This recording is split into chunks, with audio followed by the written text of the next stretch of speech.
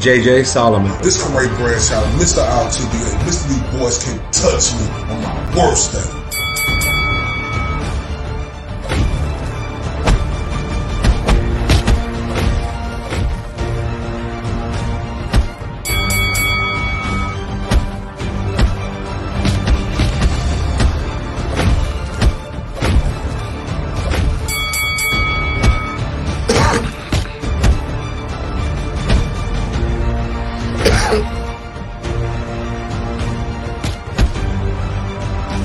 And this is the Spit Bucket Podcast. It's your boy, Mr. ILTBA, Mr. 214. Senor Dos, uno cuatro, Senor Dos. 14, Mr. Undeniable, Mr. These boys can't touch me on my worst day. Right here with my partner in crime, my brother from another, JJ Solomon. What's popping, my guy? What's popping with you, bro? Happy 4th of July. Happy Independence Day. Yeah, man. Happy 4th of July. Happy holidays to everybody out there. Hope everybody having a great time with their family and just enjoying the festivities of today. Yes, sir. Absolutely, man. We have a special early afternoon episode. We got a very, very special guest. It's a very big week in boxing. Hell, it's a very big month in boxing. So without further ado, man, let's go ahead and introduce our special guest coming back to the Spit Bucket Podcast. Corey, let them know who we got. Man, we got a legend. We got a GOAT. You know, we got one of the reigning defendants, everything that you could say when it comes to boxing. We got the biggest instigator in boxing. We got the executioner. We got the alien. We got Bernard Hopkins in the building. What's poppin', my guy? Let's make sure everybody heard that biggest instigator part. Oh, yeah. Yes, sir. The biggest instigator in boxing. Yes, Happy Independence Day, B-Hop. Yeah, you too, man. Likewise. Hey, B-Hop, got a big fight this week, especially for Golden Boy, y'all as a whole. Got one of your rising stars in Virgil Ortiz versus Stanionis coming up. This is a real evenly contested fight. You hear a lot of people talking Virgil. You hear a lot of people talking Stanionis. That's the beauty of the sport, because you never know until you get in the square circle. Can we get your early thoughts on the promotion leading up to this fight? Well, first of all, good to see y'all guys, and happy Independence Day to everybody out there in the boxing land in the world. But listen, these are the fights that we've been craving for. We've been talking about. I've been talking about. Spit Bucket been talking about it. And the people that want to see boxing in every weight class take a page out of each moment when we have these matches, these even matches basically, and then take it to the next year, 2024. We're halfway through now, but before we get there, as we mentioned, this Saturday in San Antonio, Texas, it's going down. It's going to be hot, but hotter in the ring. And this is what I say to all the fans of Spit Bucket and boxing: sit back, do everything early, show up, popcorn, butter or not, and enjoy these months leading into 2024. Because whether it's Golden Boy, which it will be, and other promoters who now smelling the coffee of success and doing these fights on this magnitude. And let's not forget, there is a talent behind the big fights that's set up already. Between now and the top of the year, that's leaving room for the number one guy, number two guy to be in that position. And the ones that's fighting now, 2023, is going to be trying to offset, upset, and be in that position. So we got a whole tournament, I'm going to use the word tournament, without being organized as one, because you can have multiple companies, promoter companies, are saying, wait a minute, we cannot hide anymore and blame it on this, blame it on that, blame it on this, blame it on that. The fighter right now, the fighters, right now, heard my call on Spit Bucket, heard my cry, and heard my urgency. Dare to be great is not just a saying. It is an act, a behavior that must be shown in every fighter who say or claim that they are in control of their career and that they are not the employee, they are the boss, they are the ones that calls the shots. So now they are put in a position to tell the advisor, promoter, manager, consultant, whatever name they hide under, they must now answer the call, because the fighters today, not all, but more than yesterday, are saying, hell with that. I want to prove I'm the best. If I got one belt, I want undisputed. That means I got to get the next 3 belts. So this is the urgency that I feel and talk to fighters. And trust me, all of them ain't from Golden Boy. I made that clear to my company, but I get calls and I'm like, hey, you got to sign something, because I don't know why you calling. And some I pick and choose, but they want to fight the best fighters. Whether they calling me to say, look, I want to fight such and such from your camp. Can you make that happen, D-Hop? So where is your representation? Are you your representation? If not, then I need to know who your representation is, and let's get it done. So I am just as happy and also pleased that the media, social media that's on board without even being organized, just the right damn thing to do, is in their own way, their own style, but they saying the same thing that we all saying. And again, it's not patriotism. I'm being real.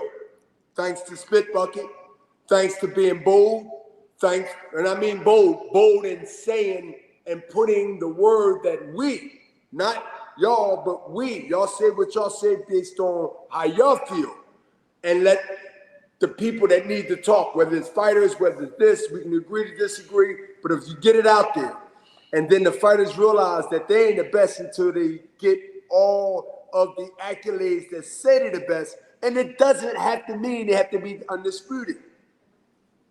We know who the best, the fans know who the best, and all the time when you hear people say the best fighter in the division is the one that makes the most money, that's a lie. That's the best financial person that brings the money, but that's not the best fighter in the division. I was one of the ones in that mix at one time. Yeah, no doubt. Don't let nobody fool you. Don't let nobody fool you that the guy that's making the most money in boxing is the best guy in boxing. That's bullshit. There's no doubt about that, man. He got a good businessman. He got a good negotiator. If it's not him, but that don't mean you're the best boxer in boxing. That's not Spit Bucket saying it. That's B-Hop saying it. That's B-Hop saying it. That's Spit Bucket agreeing with you. We concur. Yeah, we concur with that. Let's take it back real quick to this weekend's fight, man, because obviously this has been unarguably the biggest year boxing's had in a long time, and we're going right into one of the biggest months boxing's had in a long time. But going back to Virgil and Stanionis, Stanionis coming in undefeated, 15-0, one no contest. These are one of those fights. Virgil's licking his chops. It's been put off a couple of times because of injuries and sicknesses. He's fighting in his backyard, in Texas. Is there, based on y'all's conversation, Stanionis is a dog. We should not be looking past Stanionis. Is there anything that you see yet where Virgil may be looking past him? You know, this is his first shot at a world title. What are your thoughts on what you've seen so far from him? Listen, Virgil got to take it serious. Mm-hmm. This, to me, is the toughest match that Virgil had. Not only talent, which is key, but the moment he's going to hear this interview or going to be told about this interview, this is right now a test for Virgil. This is a test from him. Because think about it. Think about it. Yes, you got to concentrate on what's in front of you. But any fighter that's telling the truth, including me, can tell you that you know once you get past this one, what's really going to make you in the conversation of greatness, or at least knocking on the door. He want Boots Ennis. He want the next who fighting on the same night. Yep. That's no accident. So he going in there with them. Listen, the mentality of this type of atmosphere, fight. Virgil's coming in there with one thing only. Not only win this fight, which is important, that's first, but do it impressively. With the guy that very few people saying, he should beat him. No. I haven't heard nobody say it since the fight's been made. Matter of fact, hey, B-Hop, man, I don't know about this one. I'm like, all right, I got guys, like to stab at me, my friends and stuff, talking about, man, I don't know about that guy. He ain't coming in to lay down. He's not. He can't. He's undefeated. And he fought guys that we all respect. It's not like his record was somewhere that nobody knew about and he just come up 15, 20 something to know or whatever. This is a fight that can go south, which is not a good thing on our end, or it can go north. We're looking to go north. We're looking to go up to the top. We're looking to make sure that there's no doubt that Virgil is that division, and he got to build from there. But this is the first major test. And look, everybody don't pass the test of this magnitude. We just seen that. We just seen that with Ryan Garcia. Yep. Yeah. Everybody don't pass the test, but I'll tell you what, on Golden Boy's side, your ass is getting in there. Hell yeah. Wait, listen. I can say when I told you nothing is off record here. Yeah. Everybody been put on Golden Boy notice. Oscar, myself, everybody put our guys on notice. Way before we got to this moment, the fighters know. Austin, Kid Austin, all of them, they took it and we ready. We got it. Now they got to go ahead and prove it. Not they got to prove it to themselves. They fans. We're going to enjoy the accolades of the process. So I'm telling you right now, once you get in that position, things are earned, not given. You have to earn it. If you want to come to Golden Boy, or you're trying to get in, and you're trying to get in where you fit in, you think it's going to be, we got to, no. You're going to have to fight here. In this house, you're going to have to fight. Nobody's going to have a pacifier in their mouth, carried on. You get 50 fights, and you haven't fought nobody. We're not doing that. So you got to be prepared for, they're throwing the guys in, they don't care. No. See, everybody talk this A-side bullshit. Or B-side or C-side. That is true when it comes to alphabets. We know where the B starts, we know where the C starts. We definitely know where the A starts. Do you want to be the A? Hell yeah. But I'm going to ask you something and playing devil's advocate right here, real quick. Because you're saying we're not just going to throw you, can get you to 50 fights and all that. And the first thing that came to my mind was Jaime Munguia, who we saw fight of the year candidate, absolute. I mean, that fight was That fight was a war. Dog. A lot of people would argue, huh? A dog fight. It was brutal, man. It was brutal. So, you know, that's people just said the moment you said that about 50 fights, that's what people are going to think is Munguia. So, what are your thoughts on that? I see you guys are handling Munguia a little bit different than Kid Austin and a lot of the other prospects you guys have. But what would be the response to that when somebody would bring it up to you? Watch, look at, study, pay attention to the process, and they will understand. See, my whole thing is, one thing you cannot get tricked into, pleasing everybody. 100%. You can't please every fan, and every fan can't please every critic or promoter or fighter. They will, but if you do that, then you be doing what they want you to do. You got to do what's right, not only for the fighter, but also for the company. And everybody got to go forward. When you're on the same page with the fighter, his manager, his trainer, and everybody else literally falls in line knowing that this is where we want to go based on strategy, and that's what they want. Because if the fighter don't want it, why I'm doing all this talking? Yeah, no shit. Mm-hmm. Listen, Munguia is a dog. Yeah, that fight was a fight that proved that he's able and capable of being there with anybody in that division. And the most important thing is,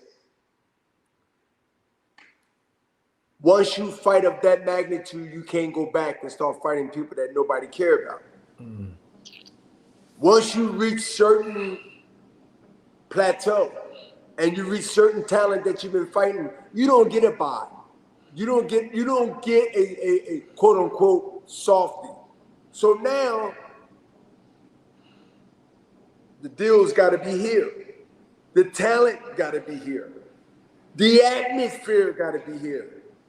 And I know Phil that he's ready even more now. Before the last fight, this one here gave him more, I believe, awareness in his fans, and some fans that wasn't his fans, now they are.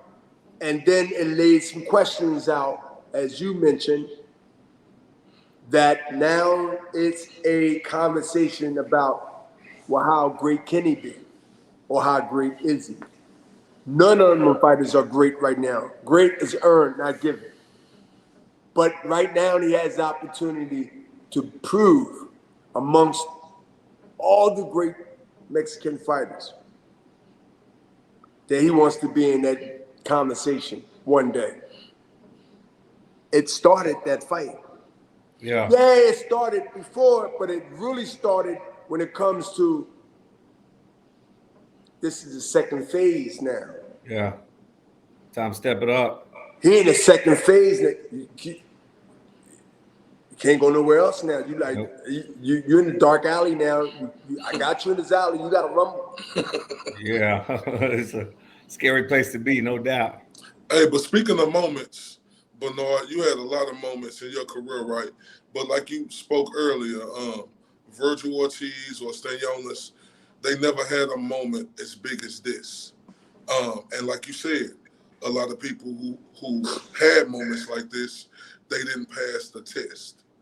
So what is the fighter's feeling going into a big moment like this with you, such a proven guy who done had a lot of big moments? Some anxious, that's normal. Some, damn, I finally got here. I'm not going to blow it. And some are going to the bathroom more than they used to go to because they know it's time. Shut up or put up. Every fighter is different, whether it's the past, present, or now. But they're still a fighter. They had that title. They wanted it, they earned it, and they got here because of a reason. was kicking ass. Yep. And they got in position where we're talking about them, whether they were Golden Boy or anybody else. Now, you separate the men from the boys. You separate the talk from the bullshit. You separate the real or unreal. This is now the separation of anybody that's good, but talent and the other accolades that come with that is going to be proven from here to next year. Will be a year from now. We're going to see some major fights in basically all the top divisions. And I'm excited for that because it's going to expose. We don't know. It could be from Golden Boy. It could be from Matchroom. It could be from here. Trust me, nobody's exempt from being exposed, whether they was frauding or not, or whether they are fraud. Because this is a moment where nothing else is going to get past the smell test. If you smell and fight like shit, you're going to be treated like shit amongst the fans. Amongst the fans. See, it's always about the win, but we all know when you go in there to try to win and fall short, you won with us. You won with us. You won with us. And let me tell you, very few fighters can recover from getting their feelings hurt by not winning a major match, an important match, or any match where they feel that fight was the fight that made or broke their career. I would have been stopped if I thought that way. Let me ask you real quick. This was the fights that, whether they're controversial or not, but I wanted to prove something. And I think most fighters today think the same way. Like, I dare to be great. I fell short, whether I believe I won or not. Even if I didn't believe I won, I'm going back because I put a good performance on. That to me showed me I'd rather be with that guy than a guy that when he loses, he gives up. So, and I know we got a lot more to talk about, but when I spoke about moments, you said either you're going to be anxious, you're going to say, I finally arrived, or you're going to be going to the bathroom a lot. Do you have 3 fights in your career where you felt like each one of them? One of them I felt was the 93 fight with Roy Jones. Not the bathroom part, let me tell you. Wasn't the bathroom part. But it was the anxious part. See, I was anxious where 48 hours before the fight, and this is before the weigh-in, do the math. 1993, RFK Stadium. Riddick Bowe, Jesse Ferguson is the main event. We fighting where at that time, Redskins play at, football. Butch Lewis is my promoter. Murad Muhammad, I believe, was Roy Jones' representation. Roy Jones at that time was a HBO fighter. And he had 2 lawyers called the Levin brothers. The Levins, I might be saying the name right, Levins, was his lawyers. And I knew the whole press conference. I got to meet, shake guys' hands, whatever. And I was watching Roy Jones fight even the amateur. I had about 2 amateur fights, just watching the style. Like I like to break down and look at fights and all that. That's my trainer, Boy Fisher, God rest his soul. He used to always say, watch and study your opponent. I do that to the day. Even as a promoter, I watch film of fighters that's fighting main event fighters or co-main events or people that's like either ready to fight us or we're ready to fight them, just to get my feeling of it, just in case I have to speak on it. But back to me. I seen Roy Jones way before, but when I had to watch him, I said, man, this guy,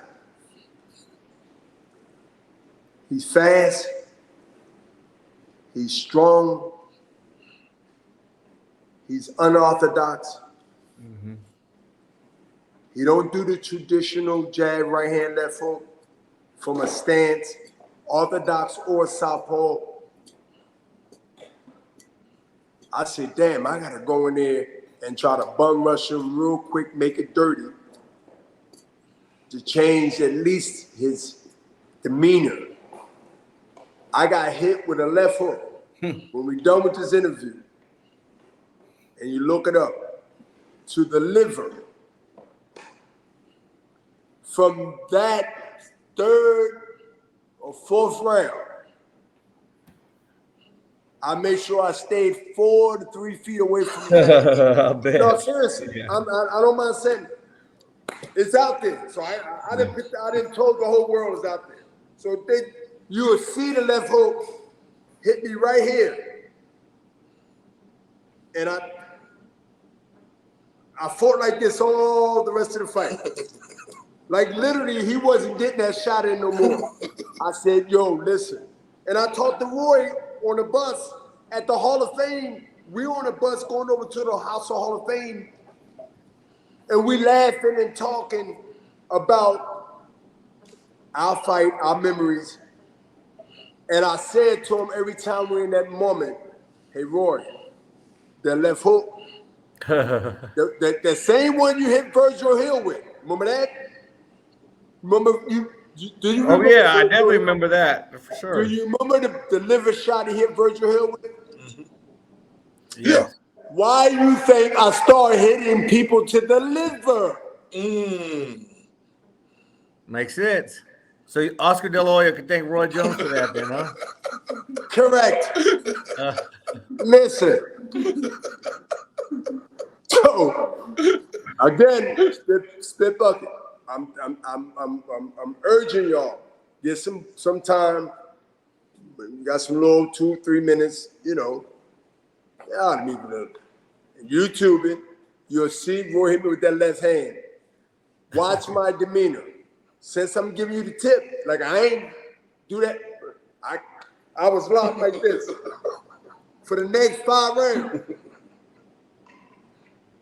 Roy Jones, he's just different he's just different. The only way he can be gotten is age slow him down, and he couldn't or will not be doing the same thing or can do the same thing he's doing, flying across the ring with a left hook, throwing 5 or 6 of them, hands down. You think you can get a quick shot in, then you feel the power. See, one thing about being fast, let me educate everybody. One thing about being fast, a guy will gamble if it's just speed. You can hit me 3 times, I just want to hit you 1.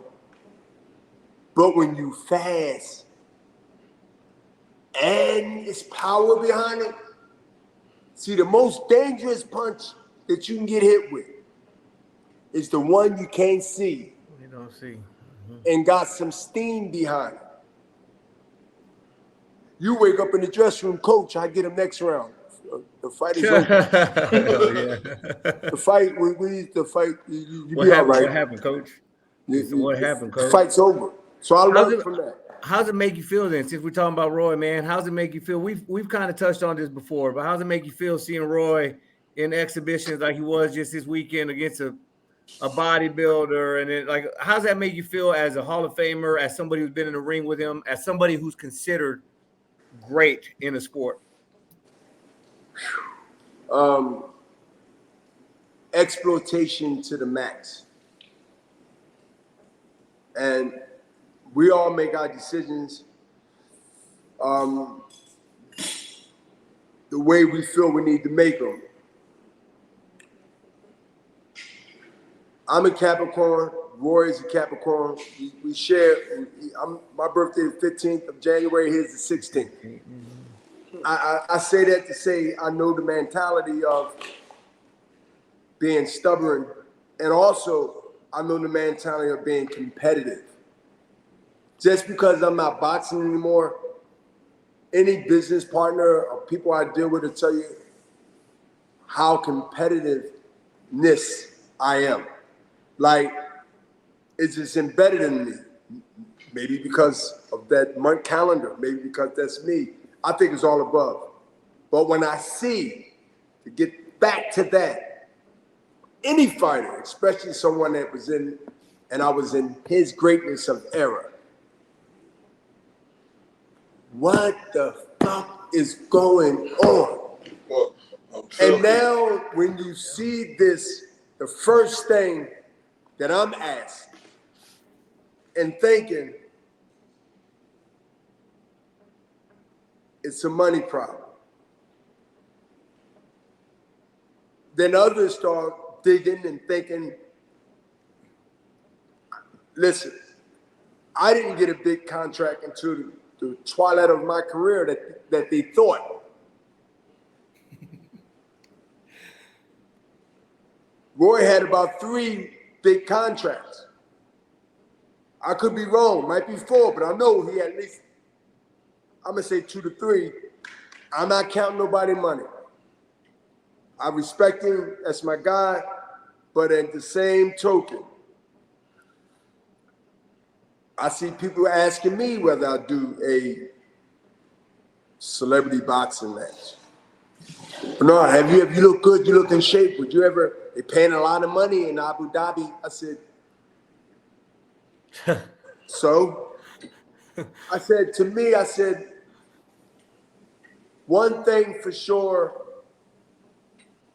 that I am a person that planned ahead.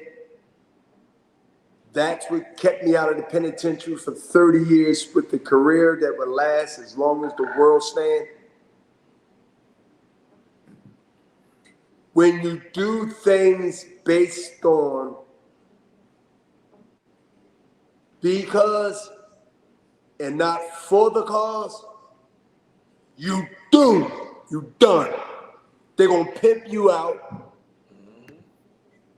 They're gonna flush you out, and you're done. I'm gonna repeat something that Joe Frazier said to me a long time ago at Broad and Glenwood, where the gym that many great fighters came through, even the great Muhammad Ali. The gym is closed, but the gym is there, and his name is there still. He said, quote,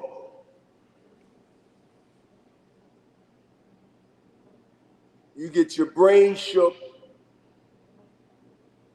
your money took, and your name on the Undertaker's book. Damn. I said, what, Joe? Hey, Jan, watch your money. Watch your money. You get your brain shook, your name took, and you get your money took. You get your brain shook, your money took, and your name on the Undertaker's book. You get your brain shook. I said, what? He said, you get your brain shook, your money took, your name on the Undertaker book. And guess what? Look at the history. Most fighters get their money took. Their brain took first in the ring. Then they get their money took, or they spend their money. And then we go to the funeral and say how important and how great. And I'm not saying boxing is the only sport, but it's the only sport that I know that is more than I heard over the years. I recognize that it exists. So that should be a lesson for anybody, boxing or non-boxing, that you have to understand that you can't gamble recklessly and think you can go back and make up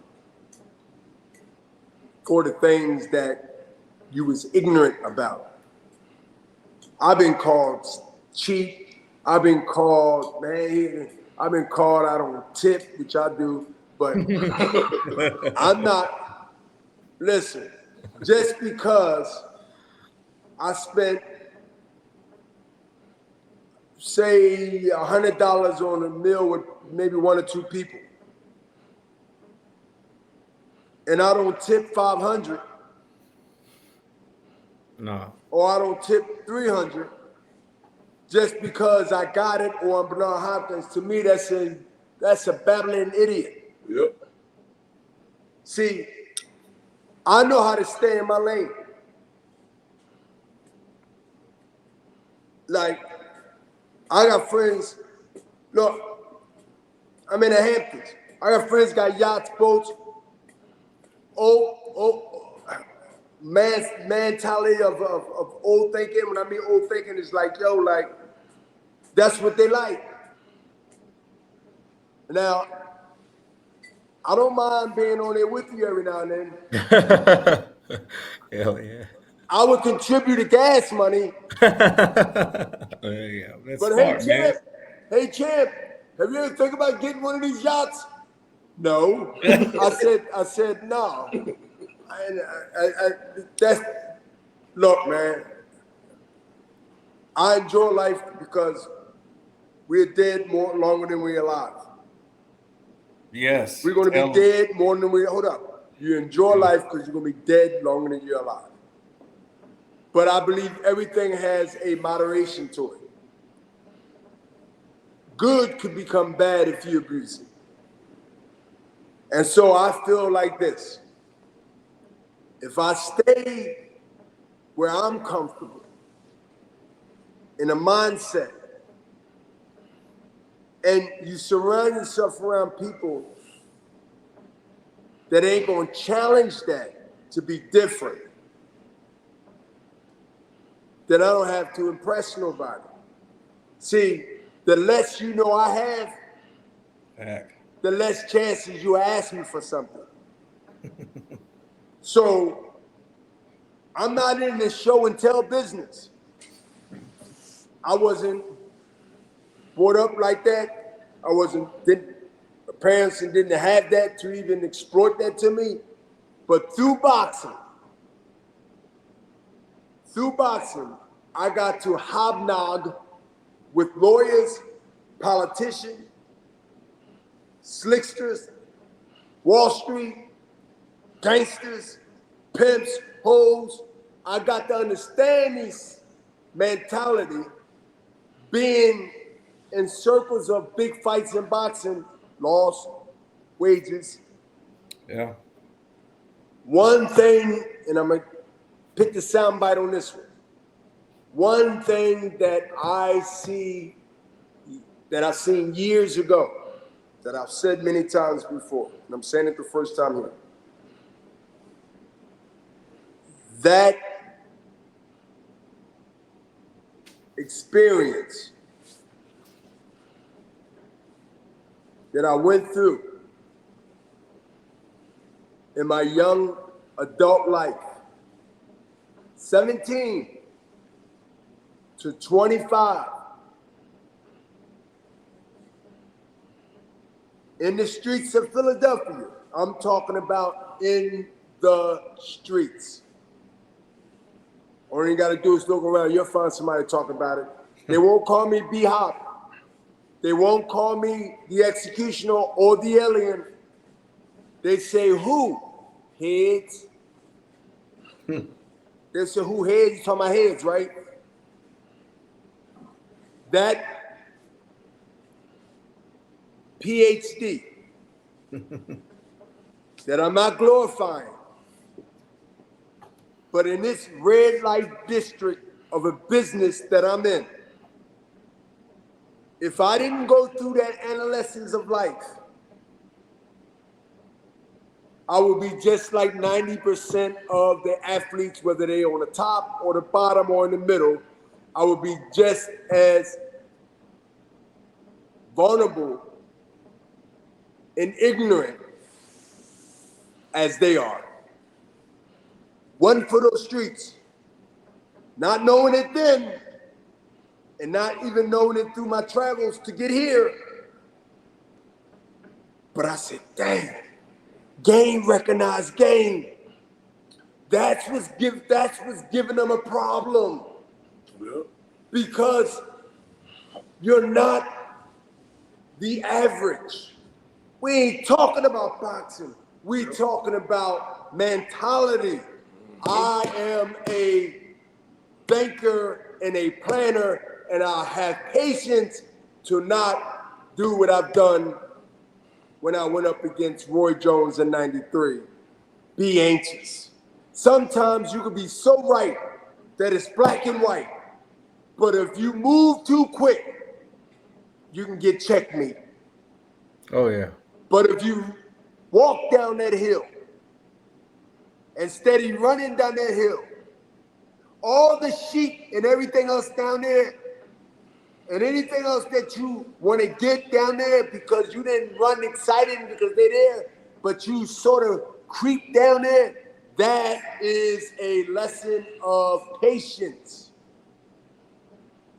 You can go down there and get all of them.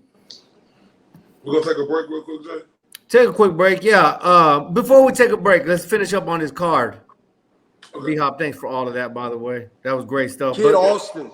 Yeah, let's talk real quick. Let's talk about, because there's a lot of stuff going on. He got a tough matchup. He got a tough matchup. Tough. You got, He's supposed to have it. That's He what got a tough matchup. He got a tough matchup. This is a test. Yeah. Rhodes will test Kid Austin in this fight. Was he 28-4, Rhodes? Right.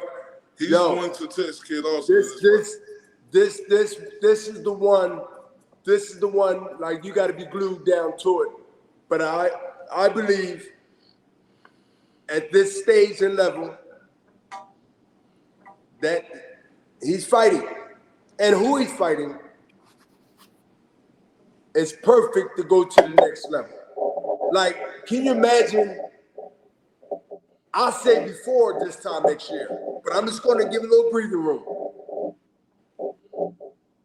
This time next year or sooner, not disrespecting anything that's going to happen this Saturday, because we don't know yet.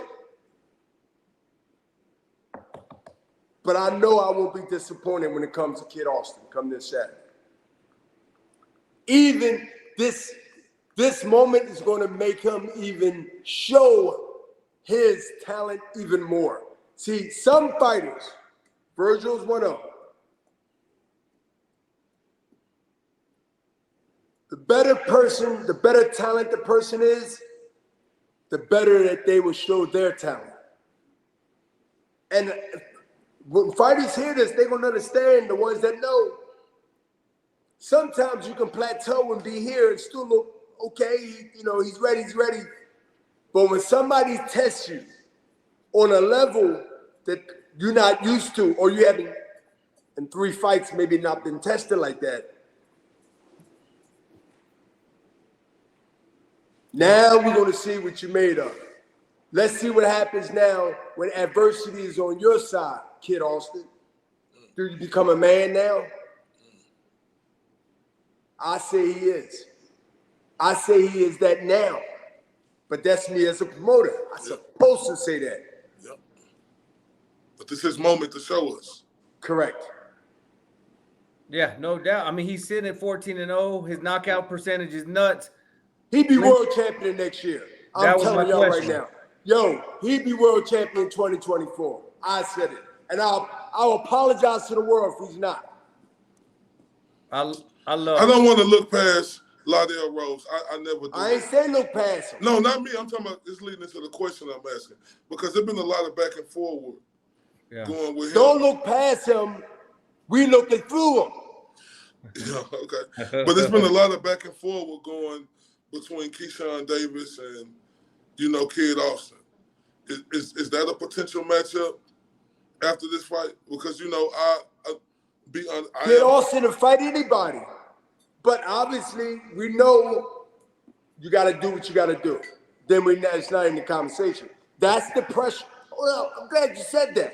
Because that's the extreme pressure on a young fighter who's in position, who wants it, even if he's not ready for it. When people might say he's young, this is a different level. Sometimes you're going to want something because you want it. That don't mean you're ready for it. I believe he's ready for it. There's a lot of people out there believe he's not. Well, that's where it becomes fun. What's the fun part? Let's see him do his thing Saturday. That's still a question mark for some as I've been looking at the odds.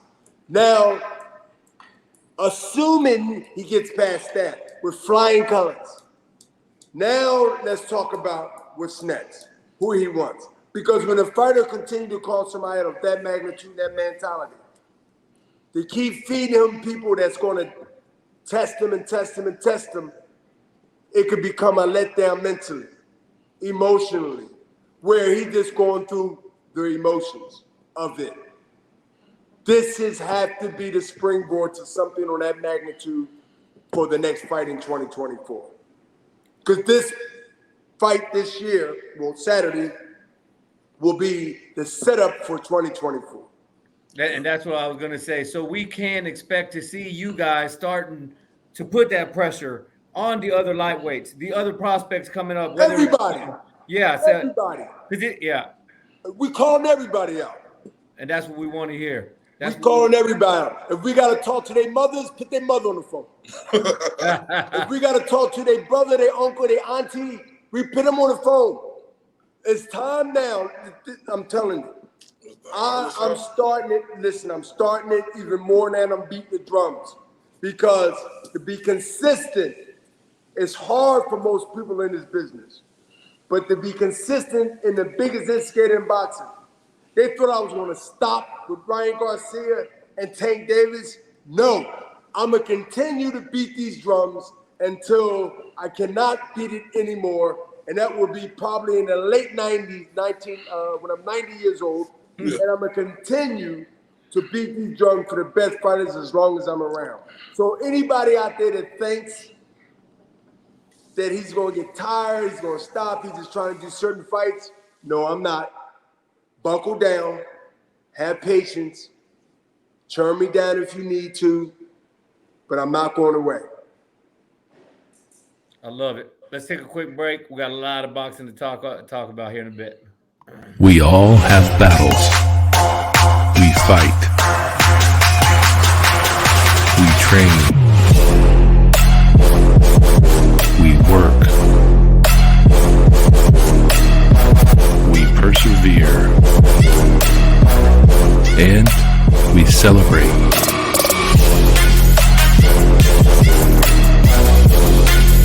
We are all one.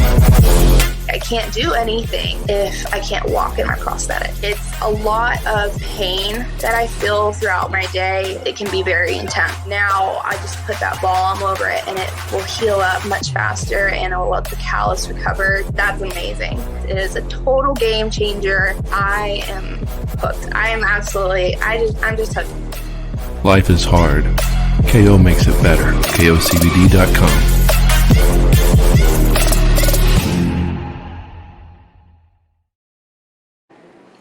Check out KOCBD.com. Use that discount code TSB10 for the absolute best in CBD, pain management, recovery, and relief.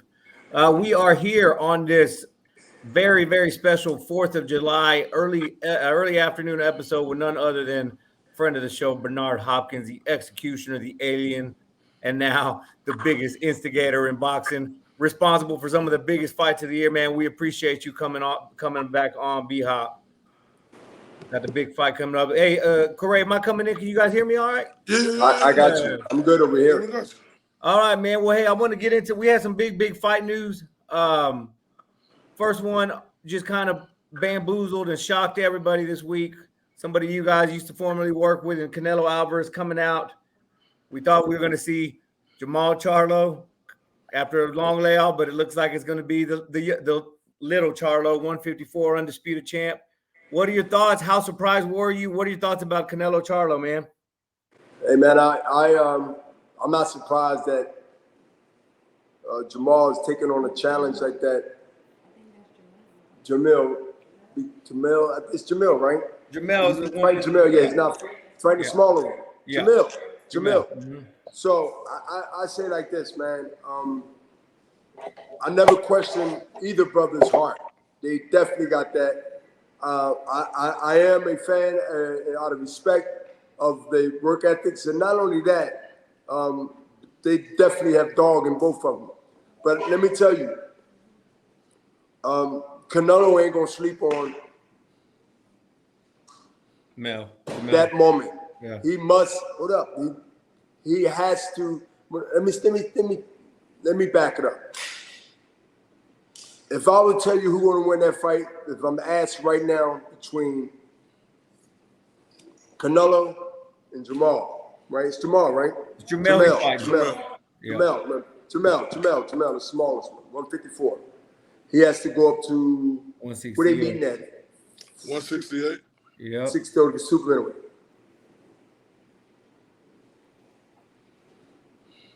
He's going to have to fight Canelo with his legs. He's going to have to look at Canelo's second loss in his career. You know who that was. Bebo. And he's going to have to look at the distance and not get baited in. But Canelo is not going to be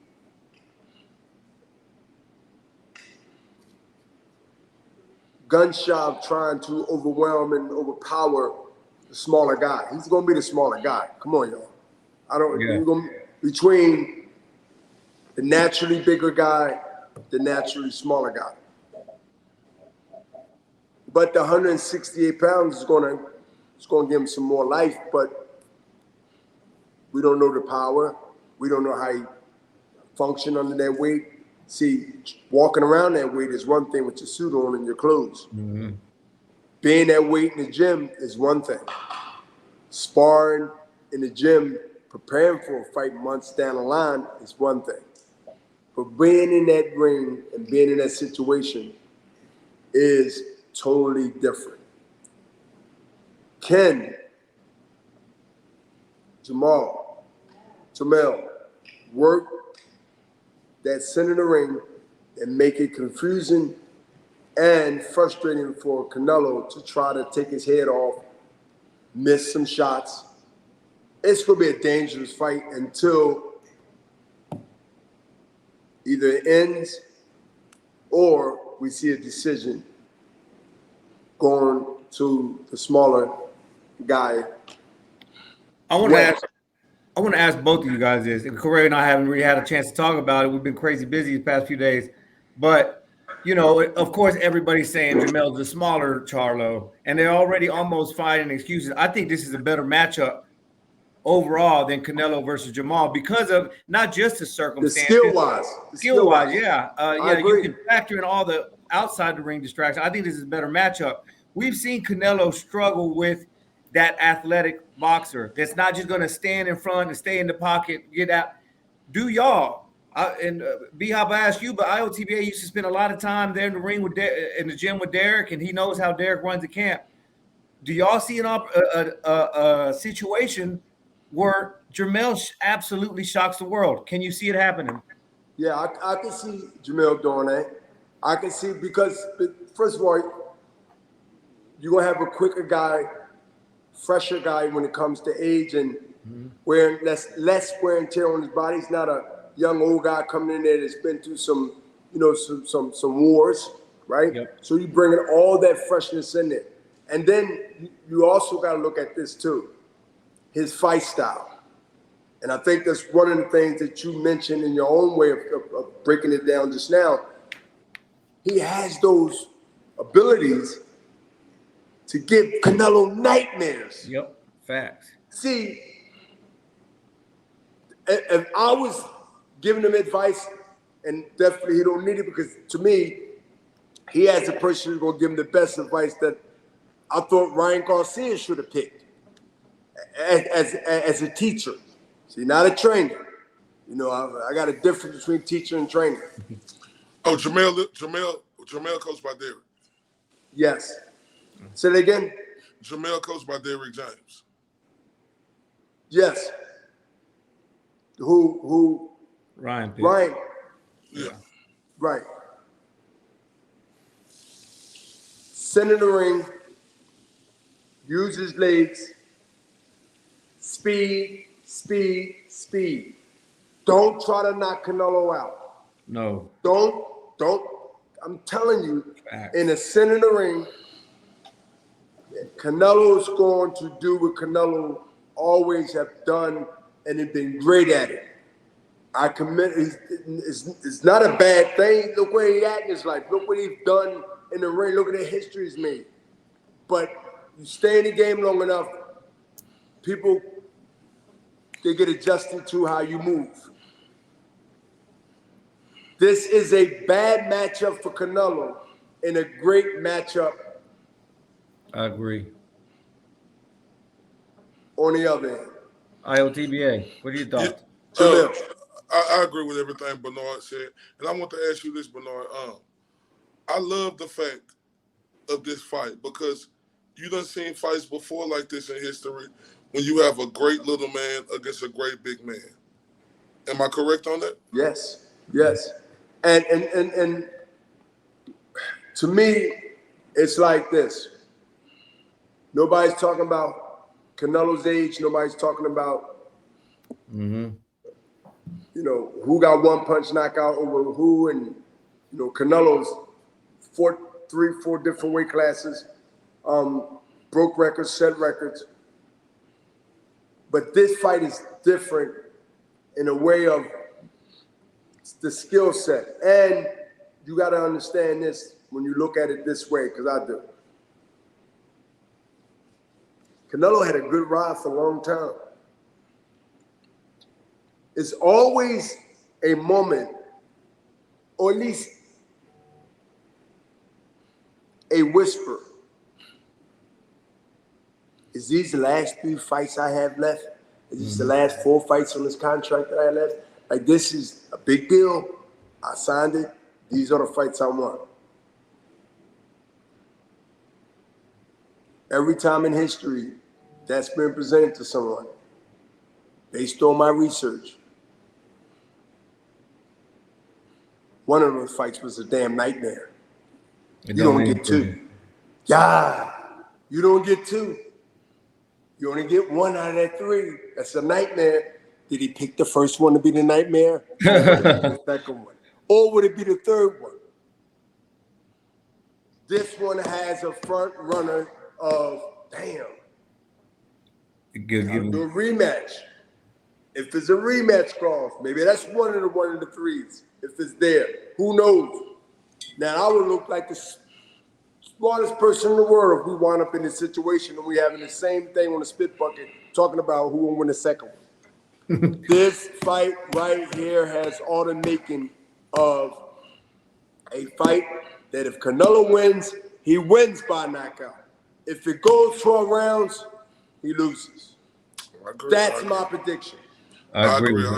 And Canelo ain't winning the decision based on ability, based on speed, based on fresher guy. I ain't gonna mention, it ain't got nothing to do with being young. It has something to do with the fire in the belly that's going to take, and its skill set is going to take this fight to one of those fights that we've seen every now and then, 10 years, 12 years, whatever. Hagler, Ray Leonard, a shootout, somebody gets knocked down, somebody gets up, somebody gets knocked down again. But this fight, to me, if Canelo wins, he wins by knockout. He loses, he loses by decision. And speaking of a fire in the belly, and a guy who stand on principle, who from the mean streets of Philadelphia, Pennsylvania. Shout out to the 215 and Bernard Hopkins yourself. It was a lot of statements that came out surrounding the Ryan Garcia versus Tank fight. How Golden Boy was nowhere around. How y'all left Ryan Garcia abandoned, and the guy who stand on principle like yourself. You let all the smoke be smoke, but you cleared all the smoke when you came out with evidence, visual proof that was cut, no debate. Can you speak on that?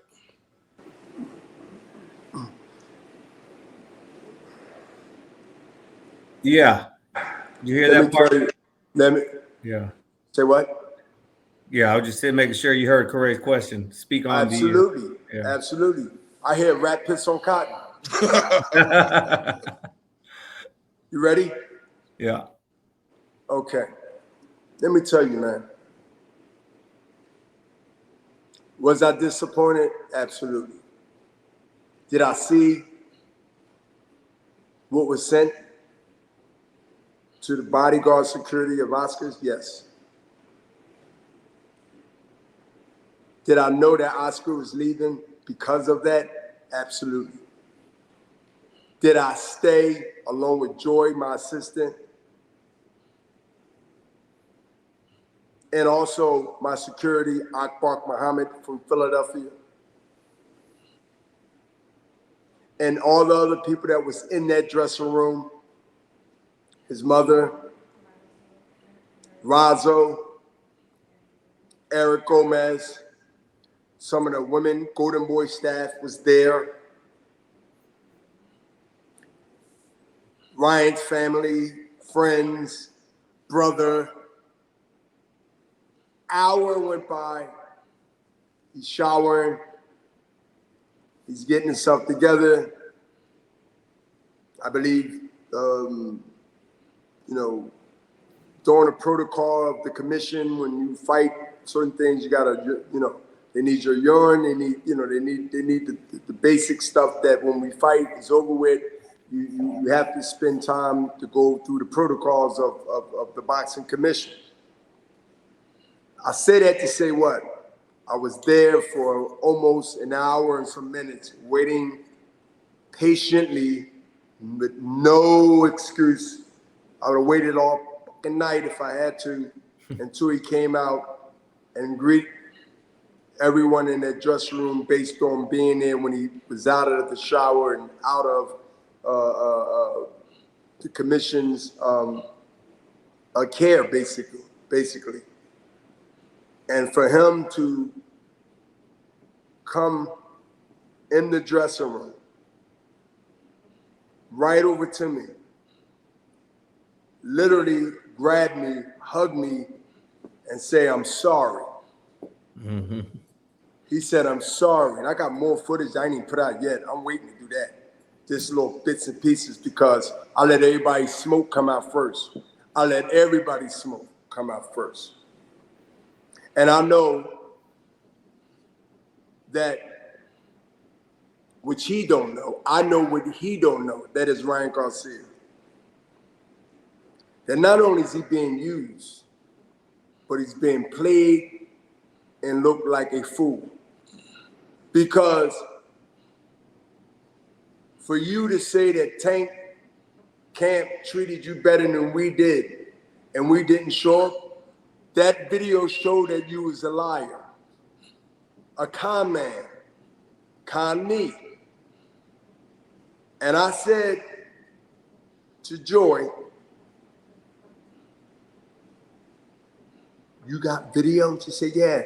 I said, she said, "I was, when I seen him come in, I just saw taping. I never told her to do it." I said, "Show me." She waited a week. It wasn't me. I can't take this credit. Mm-hmm.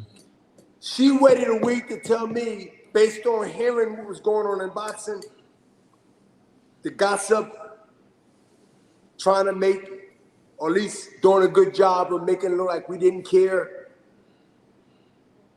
Oscar didn't even know we had film until the last fight. And I said, "Let's sit down, take a deep breath, let the smoke be the smoke." I got phone calls, some I answered, some I didn't answer. You got anything to say? You got anything? And I know who's in the closet.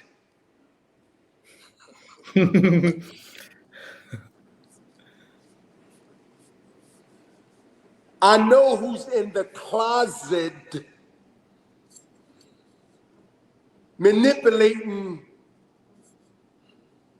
the confused greatest YouTube boxer of all time. And so, hold up, because you're going to get a lot of smoke, and you should. I said it, Bernard Hopkins, I'm easy to find, but not easy to catch. So when he put the lie out there, Sister Joy said, "Salam alaikum." I said, "Wa alaikum salam. Look what I got. You know, I've been taping." I said, "You tape?" She said, "Yeah, I got about 8, 9 clippings of different." We went around the room. He grabbed you up. He said he's sorry. I said, "You got that?" He said, "I said, don't be sorry for me. We'll be back. You're gonna go back in there. You're gonna rest up, and things happen. You dare to be great." Yeah, man. Yeah, man. Yeah, man. Yeah, man. Yeah, man. I said, it's time to put it out now, since things have sort of cooled down. I said, they don't know we have this. I said, I'm going to slam them now. I'm going to do with the executioner. I'm going to do with what I've told everybody that bet against me when I was active, or even in my life, that I would never stay out of the penitentiary as I've done and make a life for myself. I heard the warden, "You'll be back in 6 months." I said, I'm at fight mode right now, but I'm not fighting physically, because they are strategy too. See, your enemy know you better than some know themselves. I said it again. Your enemy know you better than some know themselves. But I'm not one of those sums. And so systematically, as you can go, for those who didn't see this, they can go on B-Hop the Alien. They can see all the video, and stay tuned for the 1st of August. I will be putting out 5 more good ones for y'all to see. I'm just letting this rest and get a little grace period in boxing for something else happening, big fights. So I'm gonna keep y'all stimulated, and I'm gonna keep y'all occupied with questions, whether they for us or against us. I just want to keep the boxing world buzzing. So we put what we put out. Y'all seen it. It's there. That's why we're talking about it. I didn't bring it up. I think bringing it up on any platform that I'm on would be an overkill. I have evidence. I have credibility. And one thing for sure, video don't lie. Yep. Yep. You can offset the words. You can stop the sound. But one thing about the video, how you gonna play with that? So they're not, trust me, they're not defeated. They just right now getting their bearings together. Because how we gonna counter that? You can't. See, one thing for sure, y'all.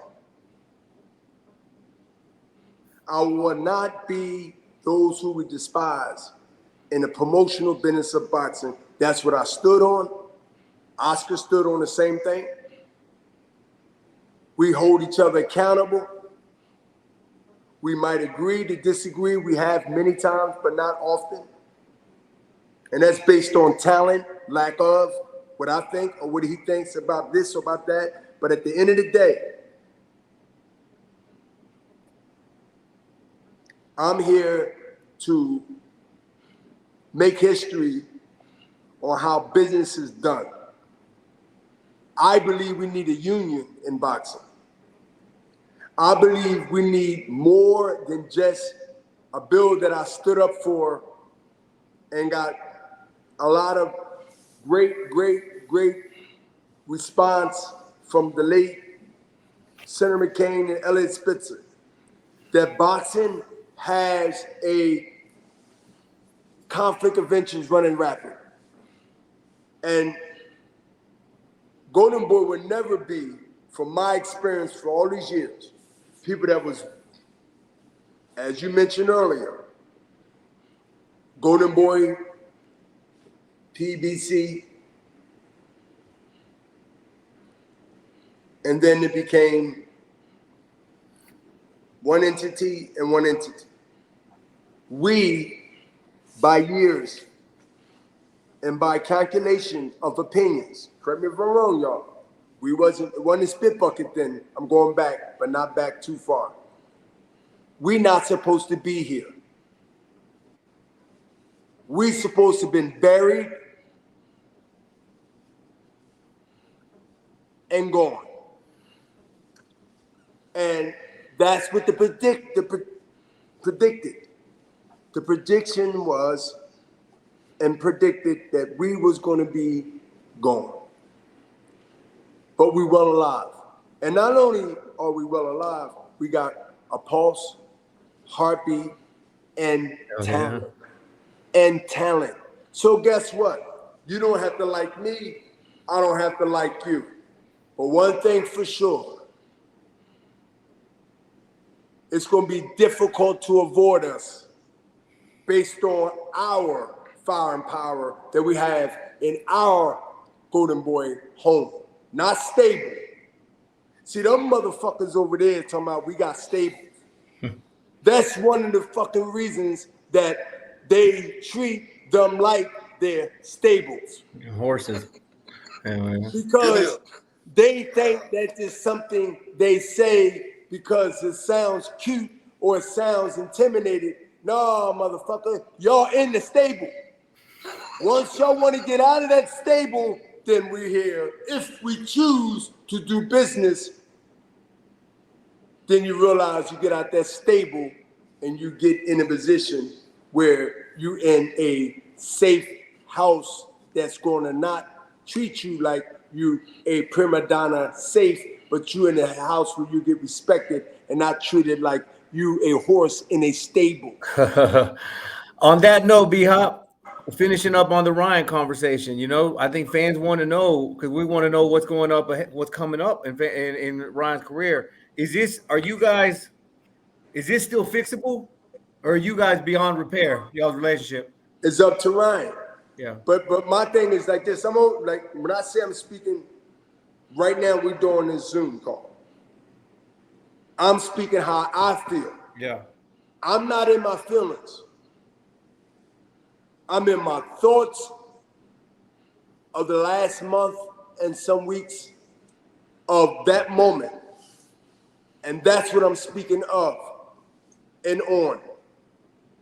Because taking a stab at Golden Boy, especially in that way, is taking a stab at me. See, let's get this clear.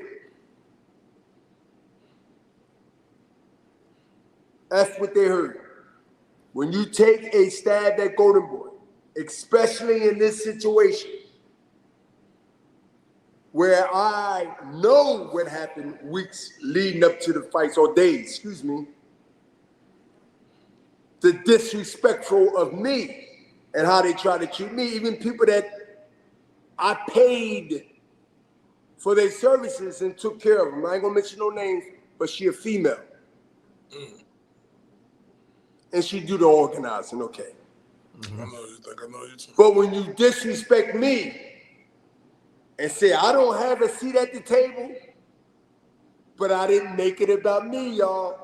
I didn't even say anything to Ryan. And I ran past him 2 or 3 times. One was the press conference. Never said nothing to him or Dad, his father. Because I'm professional. It ain't about me. It's about you winning this fight. I could have made a stink when I went to the ring. I can send y'all the video to that. And I spent off when I realized that they was going to try to provoke me. And what it looks like and perceived to be me being hostile amongst thousands of people. And next thing you know, I'm being ushered away off my feet. No. See, this here is a terrible thing. You know, they had that commercial about crack is a terrible thing. Mine is a terrible thing to waste. This thing here is a terrible thing to not use. Yeah. Not to waste, because if you ain't had it, if you don't got it, you can't never waste it because you never had it. So listen, this is a terrible thing to not use.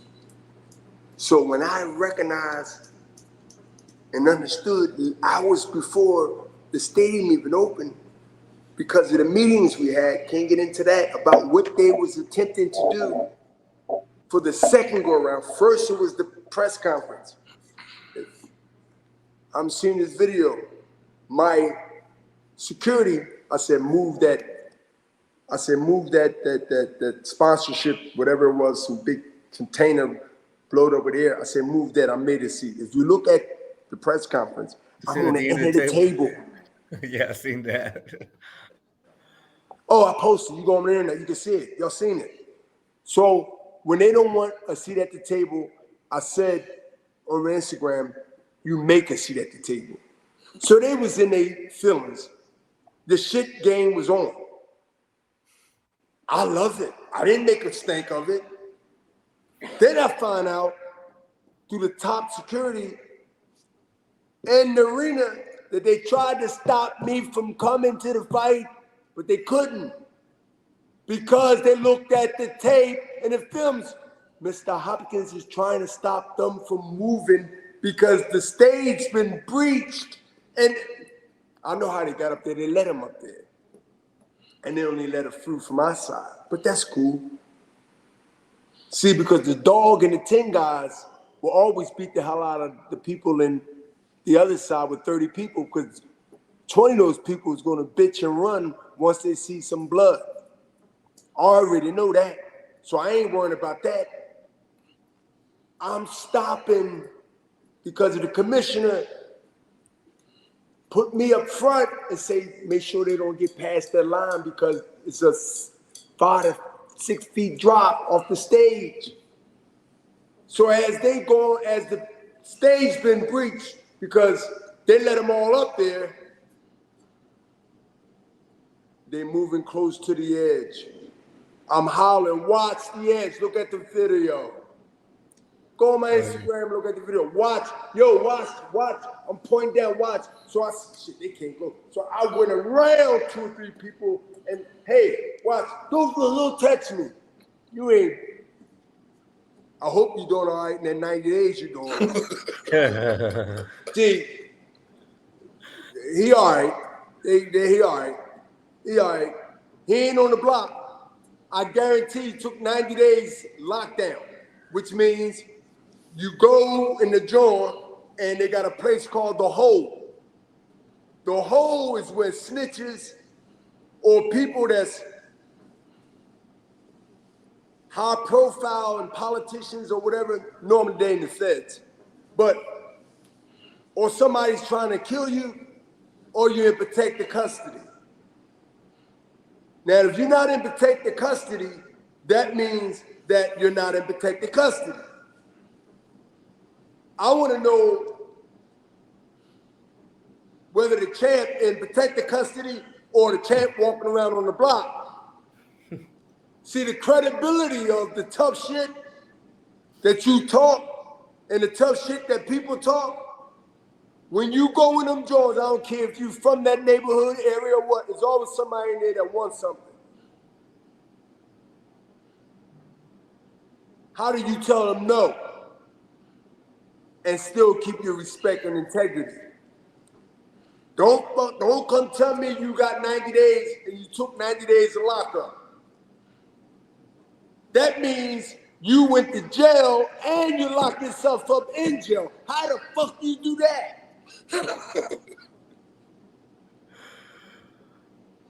Listen, Ryan played himself. Not only do he owe personally me apology, because that's what I want. You deserve it.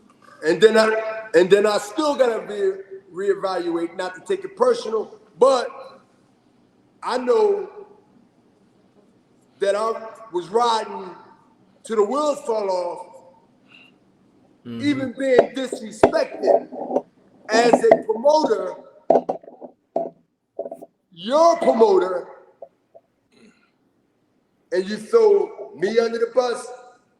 Motherfucker, you ain't gotta say my name. When you say Golden Boy, you say my name. Yep. So I don't separate that you calling or anybody else. For a matter of fact, this is for everybody.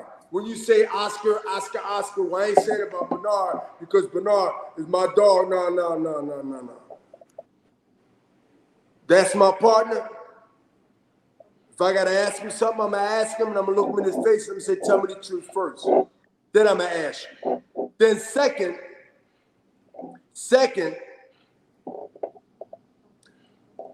we roll as one. Your enemy is my enemy. My enemy is your enemy.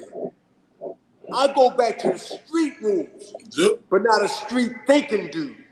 There's a fucking difference. See, the street rules is, look, we going up here. So I haven't forgot that. And I learned in corporate America, they got the same type mentality. It's just presented different. They gonna cover each other back. Look at the fucking promoters. They cover each other back. They hate each other when they need to hate each other, and they love each other when they gotta make money. And save each other ass. And they remind each other what they did. And when they act like it didn't happen, then they become enemies. But at the end of the day, the fighters don't think like that. So I had to explore some things, and then I had to expose some things. Even though I didn't get a call from y'all. I wasn't expecting them. But I'm going to take a chance here. Y'all wasn't surprised when I put that out on social media that I was patient enough to say, oh, it's getting kind of quiet. I don't hear him talking about anything. I wanted to hear the noise. I wanted to hear the smoke. And the smoke was sort of fizzling out like Canada smoke. It was starting to fizzle out like the smoke from Canada coming over here on the East Coast and coming out to the Midwest and the dirty South. So I wanted to bring some buzz back up, and I said, Sister Joy, put those videos out there. Well, she said we should put them out and do it systematically in order. I'm not social media savvy, y'all. I can't take that credit. But y'all, I'm gonna leave with this. Well, was that gangster or what? That was gangster. That was gangster. And it was well much respected. I agree with you wholeheartedly. When you talk about Golden Boy, you're not just talking about one person, you're talking to everybody. And I love the fact how you stand on that with your guy up there. Not just Oscar De La Hoya, but everybody who is with Golden Boy Promotions. But this is the last question I have about Ron before we move on and talk to you about the big fight. Being honest, Ron has been with 4 trainers now. He's on his 4th trainer. A fighter could do whatever they want to do. But when you make as many changes as he has made in the past 3 years, 4 years, it done been 4 guys, it's a cause of confusion to me. It shows, it starts to look like, no, the trainer's not the problem. You're the problem. Is that a fair assessment? I can go a little further. Can I say it in my way, but the same, maybe a little to some people, a little bit more direct? Yep. When you go through trainers, like you go through your socks, it's not the trainer. It's you.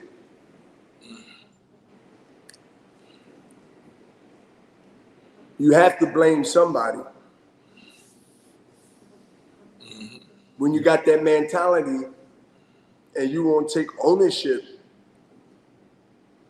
of the way you move, I respect that more than I respect you hopping the fence every time things get a little rough for you. See, where in history that a fighter was successful with 3 or 4 or 5 trainings on that level? So are you waiting or looking for a trainer or a teacher to get what you don't have right? Yep. The trainer or the teacher, just say without confusion, say the trainer, which most are today. They're not teachers. Ryan have a problem with authority to be great of discipline. Just like you've been saying that. Discipline, discipline, discipline. Now, some people could be motivated by this interview and he see it and become disciplined and prove me wrong. Well, whatever works. Glad I helped in some capacity. But let me tell you something. I don't give a damn if it was Buddy McGirt.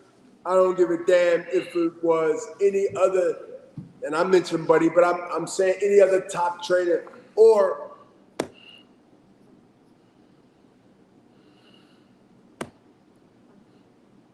who trained, and I'm having a name block right now, but I wanted Ryan to give him a shot. You talking about Ronnie Shields? Ronnie Shields. Correct. Yeah.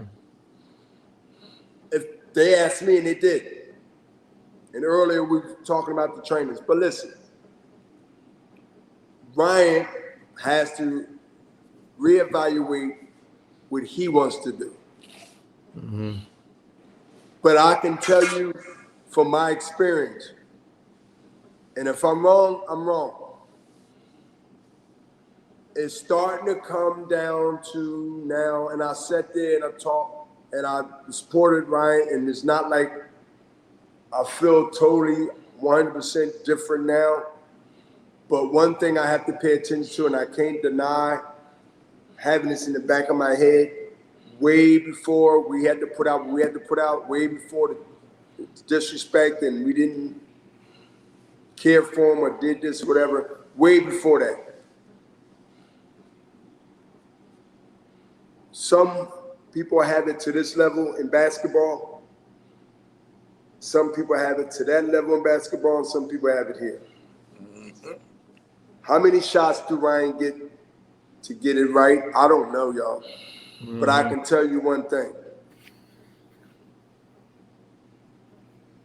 The best thing that happened in Ryan's career was the 8 million plus followers that he has. Hell yeah. No doubt. And the other side is not supporting why do we have those 8+ million followers. Now that it's been exposed,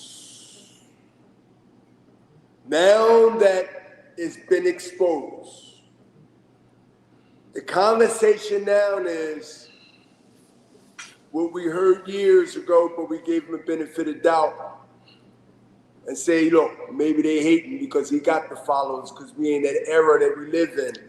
Me. Do we go back to the YouTube era fighter? Do we go back to a more front runner? Anybody don't know what front runner is, look it up. But it's not in the dictionary. It's in a history area. Front runner. When you see a talent and it doesn't go past the talent that has been shown and it's been promoted, now is the next level. That separates Ryan Garcia from my partner, Hall of Famer, Oscar De La Hoya. See. I like that. Hold up. That separates that moment. And this is, look, this ain't just on winning or losing. Character on what you do next. You're going to fire everybody, mad at everybody, point at everybody, but what did you didn't do? Facts. B-Hop, tell me what's the difference between Ryan's body shot and De La Hoya's? 2 more hours about this. Yeah, I want to hear that though. You just made it again. I missed the question. The comparison between Oscar and Ryan that you just made. I hate when people make that comparison for several reasons. But tell me what the difference is in how Ryan handled that body shot and how you see how Ryan handled that body shot and how De La Hoya handled that adversity from that vicious body shot from the executioner. What's the difference in how those two gentlemen took it? What do you mean took it? They both took it and they both didn't get up. Yeah. How do you see De La Hoya's? We saw how De La Hoya's career. The difference. Hold up. But the difference. I was hoping you'd say, well, okay. But the difference between them not getting up, it wasn't just what happened. We start hearing about the soap opera part. And I'm saying it's not true or it is true. The mole in the gym. This happened. Somebody got hit. Well, the whole professionalism or non-professionalism of, it seems, since things start coming out, and now the blame game, oh, we had somebody in the gym. He got hurt in the gym. He got that. So, to me, when you get hit in the liver, Roy Jones hit me. I know how that feels. I stood up, but it changed my game plan and I didn't win the fight. I didn't win the world championship, so I know what it can do. It can offset you. It can paralyze you. It can stop the fight, as we've seen it multiple times when that happens, when the fighter got hit.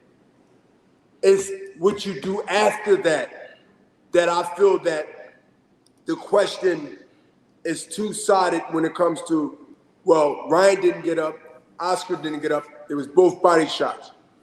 That ain't the debate. The blame game and responsibility and ownership, that's the man. That was my question. Hold up. That's the man in Oscar. And that's the boy in Ryan. See, the boy and the man. We ain't talking about hair on your, you know what? We ain't talking about hair under your arm. That's pubic. We talking about how do you handle a situation of this magnitude as a man or as a whining boy, blaming everybody that you can blame based on some help from the closet.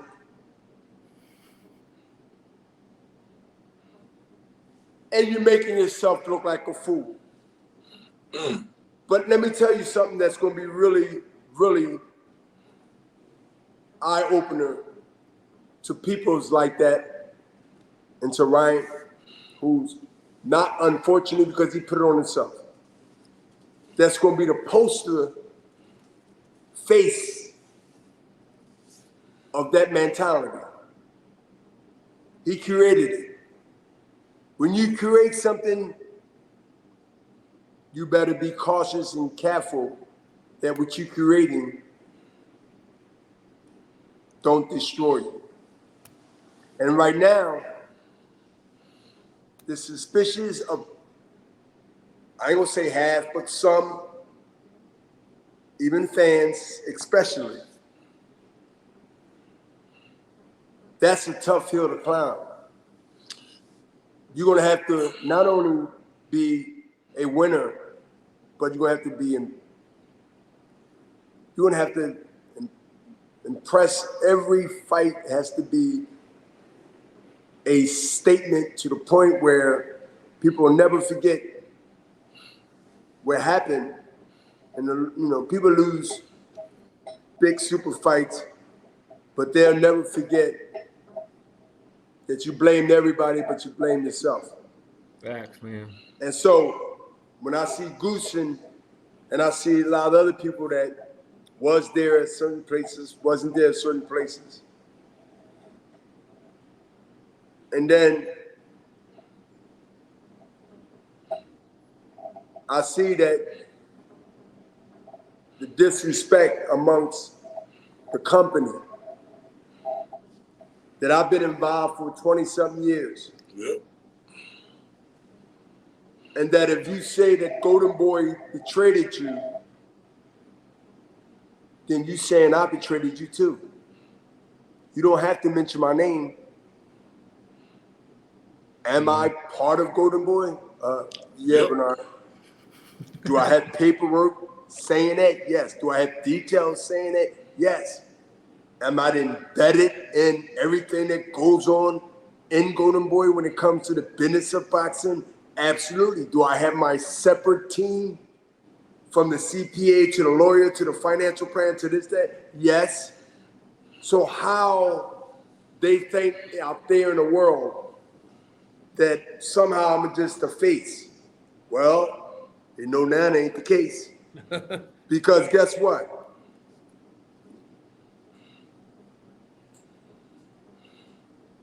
We're going to stand on our contract. Ryan got to stand on his. Yep. Bingo. And so, hold up. Because I can speak for the company right now. A lot of this interview been speaking on what I feel and what I believe. But this statement is, we honor it all the way up to that fight. And we continue to honor it going forward. What's left? We're going to hold you 10 toes on that or stand on that. So, buckle down. It's going to be some goofy shit happening, talked about. But the goofiness is going to come to some kind of end. But I honor my promises over the years to the full extent that I could. And we look for the same thing. Yep. Bingo. Before we get out of here, Bernard, man, that's, bro, like, that was great. Breaking down that situation. I mean, everything you said was to the T. The things you did in boxing, not only in your career, but you did working with this company over 20 years. Anybody who questioned that, they are all fools. And I'll tell them to the face, they're fools. Now, last thing we want to talk about, Bernard, before we get out of here. We got the biggest fight in a long time coming up. July 29th, Las Vegas, Nevada. We got Earl the Truth Spence Jr., 3-belt champion, versus Terrence Crawford, 1-belt champion. Before I ask you who wins, Bernard, which one of these guys reminds you of you? Not saying stylistically they fight like you. A hell of a question. But Crawford demeanor, Crawford. Okay. His demeanor, his approach on work ethics and how he stayed ready and don't get ready. Yeah. And he's disciplined. But I can say this now how I feel. Then the first time I heard this fight was going to happen, that was a few years back. I'll say these two. I'm leaning towards Spence because of his ability, not because of size or anything that some people are making, a big advantage, but no. Spence will suffer a lot of adversity through this fight. But this fight will go 12 rounds, but it will be a 12 round of a technical chess match that will have moments where it won't last, but the moments will, when I say don't last, it will be a lot of flurries. It will be a lot of exchanges in between the big punches that might come here or there or will come there or there. But I see Spence winning this fight by a very, very close decision. Arguably, people be asking for a rematch. This will be a fight of the sweet science at Oh, this yeah. level, at this era, this fight will come down like if Ray Leonard was fighting Hitman Hearns? the Cobra, Okay. Donald Curry. Okay. Mm. From my neck of the woods. Yeah. You got two technical, Shit, man. more than one punch type of approach. They come in with 3 or more out of the holster, out of the gate. This fight comes down to the most skill, the better plan, the better execution, the better endurance. This fight comes down to who can steal the close rounds when the fight is in the middle of the championship rounds, and that will be the winner. I see Spence by a narrow but close, hard-earned win over Crawford. Any chance of a knockout? You see a knockout from any of I these don't guys? see a knockout. I see flash knockdown or two, but not on both ends. Yeah. But I don't see. I see both guys getting clipped, but it was so fast, so quick, they got up just as fast. Now, someone Bernard. want to ask. Okay, Go go ahead. ahead, sir. Now, I was Go going to ahead, ask you sir. some. I'm freezing up a little bit. So, can y'all hear me? Yeah. Damn, I'm good. y'all hear me? All right, yeah. So, listen, the question I was going to ask B-Hop is on the first day of the presser, we heard Errol say something about where my 3% money going to sanctioning fees. You've always been all about the fighter. I've seen that. I want to hear what do you think about that? What do you think about the platform Errol used to call out, the big sanctioning bodies, and where's that money going? What's your opinion on the whole thing? How Errol handled it, and then your opinion on where's that money going? This goes back to an hour ago Yeah. about the commission. We need a commission, not somebody that's coming from that industry, putting the commission together because they're going to put things together that suit themselves. They're going to pick the people in there that they want to be in there. So to me, it's counterproductive. That's whether it's 3% or whether it's this or that. What boxing need now is a commission of former fighters that's intelligent enough, that's fresh enough and wise enough to be like the NBA, like the NFL.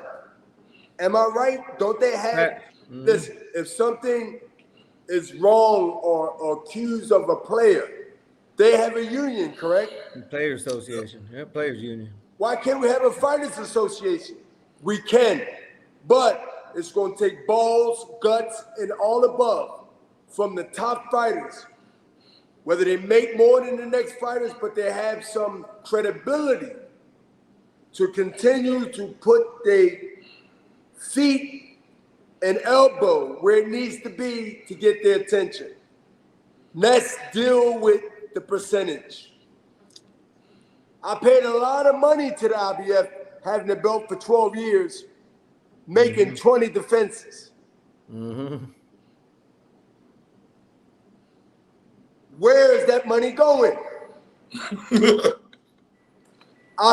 Listen, when Earl Spence said that, the first thing I said, brave, guts, and he gets it and most don't. Facts. If the belts are a symbol of greatness along with who's the champion, who's not, then why we need 4 belts in every division? No, I agree. Why? First of all, it should be, if the percentages coming out of belt, which they are, then where's the legitimate outside, not tied in with boxing, for the half of that percentage goes for incidental bills, whatever, conventions every year, whatever, follow me. And the other goes to what? A fund to help, like soldiers get hurt or help, or people that had disability from working 9 to 5 for 30 years and they retired, Where is that fund going to support the fighters who they ain't spend all their money, or they need help? You gave them a Hall of Fame ring, you gave them a plaque, and you sent them home. That's it. And that's it. Yeah. When Earl Spence said, "Where is the money going?"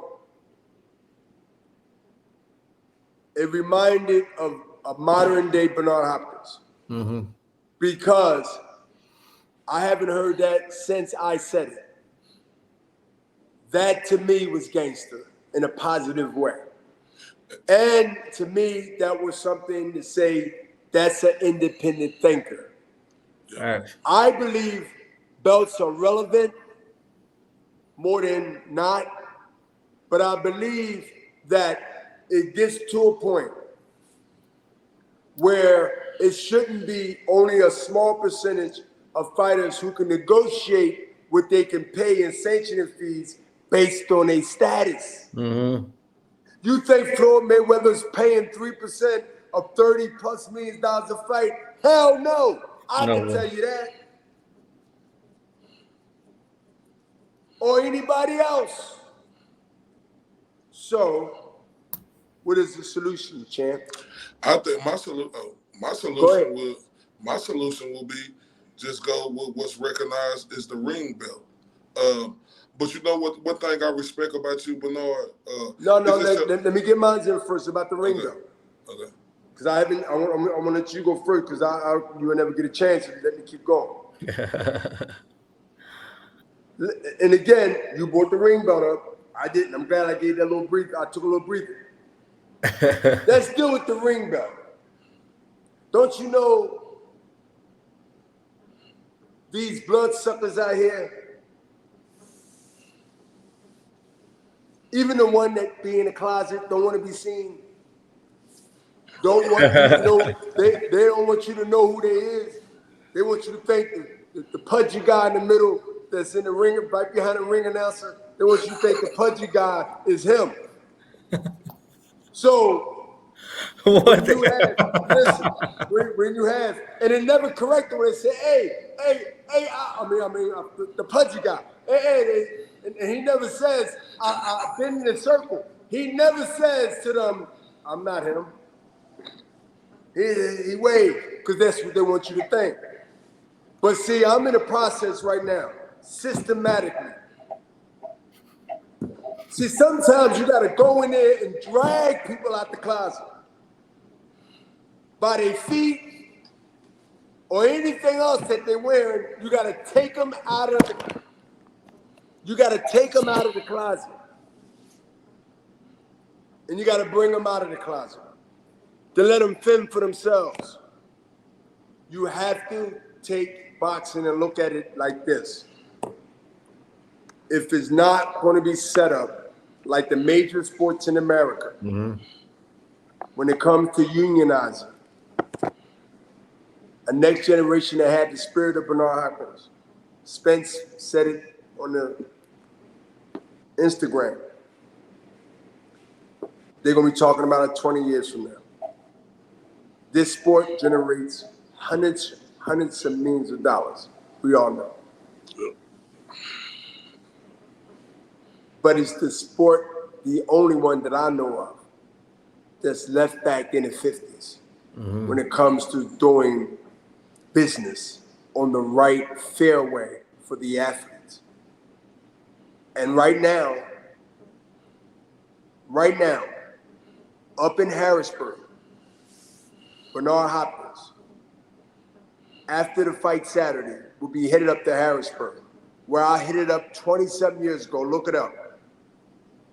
And talk to Senator McCain and Elliot Spitzer. Senator McCain is deceased right now. To talk about why boxing should be regulated and why the Muhammad Ali Act that they was putting together, my name and blood on that, look it up. Please, when we get off this call and anybody else is listening, look it up and see what Bernard Hopkins spoke on the Senate floor. They blackballed me for a year with 4 titles. Mandatory after Antoine Eccles, mandatory after mandatory. Listen, one thing for sure, I'm solid when it comes to that. They would never break me. They would never break me. They would never silence me. They know they lost already because I'm here.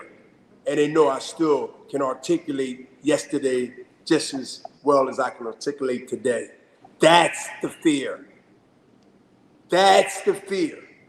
The fear is that I can captivate and continue to have the ears and the minds listening to what I say, because that's credibility. That's the fear, y'all. It ain't none of the other stuff. That's the fear. The other stuff, they tried to block it, but they couldn't stop it. They delayed it, but they couldn't stop it. And so I'll say this, for boxing to get respected from the big sponsorships that NASCAR is getting, that soccer is getting, we have to be respected in that era first. And then I guarantee y'all, corporate America will jump on board. Sponsorships will be off the chain. It will be just like NFL, NBA, NHL, because now they realize that they don't have to go through the BS with the promoters who's negotiating for themselves first. So you got to remember, there are two negotiations. From the promoters that's been acting and operating like they was back in God knows when, way before Ali era. They negotiate for themselves. Then the fighter, if you got somebody that's really on the side and not quietly with the promoter, he basically by himself. The promoter needs to get somebody in the fighter's ear, and hopefully it's the fighter's brother, the fighter's manager, advisor, or anybody else. And then you got the slick advisors that they see the Muhammad Ali Act that I stood up for, put my name on it, look it up. They know because of their education and they educated, they know that the bill that became law is not a full meat on the bones, but it's a little meat on the bones. Keep us quiet. Yeah.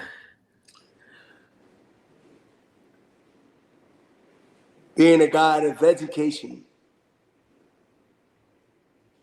and been in the entertainment business for many, many years, say, oh, we can get through. This only covers the promoter, manager. It doesn't cover advisor. It doesn't cover consultant. It doesn't cover your homie who's giving you information. Man, we can use this. So, okay, I just hire a guy with license, some experience, prop him up there, and I sit home in the closet. Oh, excuse me, in the closet. So, the Muhammad Ali Act, from my request to Harrisburg and my friends there outside of Pennsylvania, I'll be up there after the fight on a Monday. We should do a Zoom too, y'all, please. Let's do it. We should do it. Hold up, because I want y'all to see me up there in Harrisburg. Seriously, I promise. After the fight, I'll be up there in Harrisburg. All right. That's good. It's already on the calendar. Joy, you make sure. Listen. One of the topics, no secret. One of the topics is regulation, transparency on the realness, not the bullshit transparency, and how do we now structure to support Republican, Democrat, to put the right meat on the bone. Damn, I love this. That's good. To block the getting around based on title and hire somebody licensed to be what's been governed as a penalty, and you're not wrapped in it because you call yourself something that's not in the contract of the House, the bill. So I know it's going to be a lot of backlash. I know it's going to be a lot of people that's going to be afraid and scared for what I've been doing in my career. You've been doing the same thing you're doing now. I'm here healthy. I believe y'all understand everything I've been saying the last hour and a half to two. Crystal clear. Coming in crystal clear, bro. I'm going to make sure while I'm on this earth, fast approaching 59 in January 15th, that if they thought I'd done something in my boxing career, which I did, and I'm very proud of, a whole lot. A whole lot. before I see the grave or when I see the graveyard, I'm going to give much hell and do good for those who are not here yet. They can say that's my grandfather, or that's Bernard Hopkins. Yeah. The reason we in this position is because of it's the Martin Luther King, it's the Rosa Parks, it's the things that others in different situations, in greater situations, while we, you too, can do the things in most cities than we couldn't do before. Somebody had to take a chance. Mm-hmm. And guess what? What better person to take a chance is a chance taker who didn't care then, now that I got my own bag, and I'm going to do right by my own bag, and I'm going to stand on the principle, and I'm going to live off my interests, whether it's morally, whether it's business. You're going to stand, I'm going to stand on my principle. That's what I started with. And I'm going to live off the interest of that principle. Why do you think I ain't been back to prison as an inmate no more? Salute, man. Everything else just fell in line with some challenges, but once I accomplished that, it was a wrap. Yeah. I fear no, and this is important, and we can end with this if I want to. Yeah. Why? Because I've been asked this in a way of this the way I took it, and they didn't correct me. But no, don't you worry sometime about the repercussions of others? I said if I was in fear, and if it was Allah, I said, I fear Allah. Allah is God to me. I fear Allah. I took my shahada. I fear Allah. No one but Allah. So when you, that type of person that doesn't fear power because you have more of this, you have more of that, you have power, you have this, you have influence over this and that. That's what makes me different. When you challenge and you hold fast, and you might not make it. When you fear Allah, from my perspective, any Muslim, whether they're from Sunni Muslim or Nation of Islam,